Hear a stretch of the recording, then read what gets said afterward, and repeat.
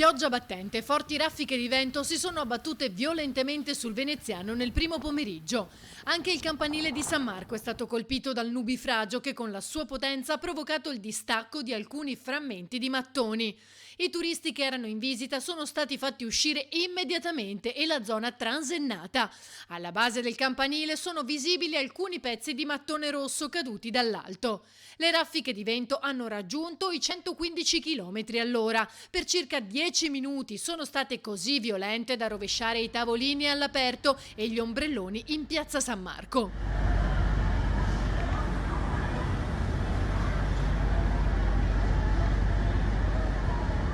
Due persone, tra cui un ragazzino, sono rimaste leggermente contuse.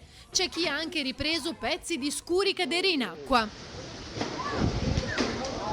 Cascai scuri.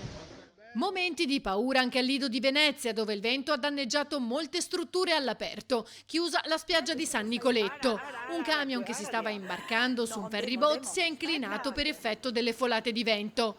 Nella zona dei giardini è stato divelto il chiosco di un'edicola. Danni anche a Chioggia, con raffiche di vento e pioggia che si sono abbattute sul centro storico e sul mercato, oltre ai danni agli stabilimenti balneari. Sul posto il sindaco Armelao. Abbiamo avuto più di tutto problemi nel centro storico, in Corso del Popolo, dove era in corso anche il mercato settimanale, quindi diversi banchetti degli ambulanti sono stati colpiti e abbiamo avuto una caduta di un albero nel quartiere di Saloni e anche di un muretto nella zona della chiesa di San Domenico. Ho attivato il COC, il centro operativo comunale di protezione civile, e scriverò adesso anche al presidente del Veneto Luca Zaia di dichiarare lo stato di crisi anche per il nostro territorio, che ha subito comunque dei danni. Adesso dobbiamo ancora quantificare quanti.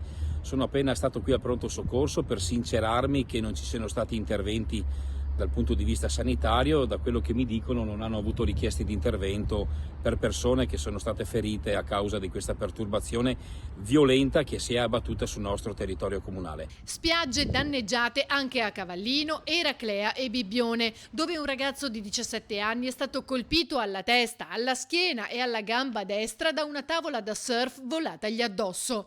È stato soccorso dal bagnino e ora è in ospedale a Portogruaro per accertamenti.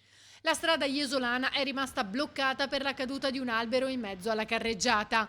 Colpita la spiaggia di Orobiccia, Jesolo, dove sono andati distrutti una cinquantina di ombrelloni. Allagamenti e sradicamenti di alberi segnalati a Mestre, San Donà di Piave e il Miranese.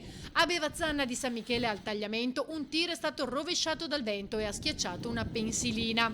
Colpite anche alcune imbarcazioni del polo nautico a Punta San Giuliano, ma non ci sono stati danni alla struttura.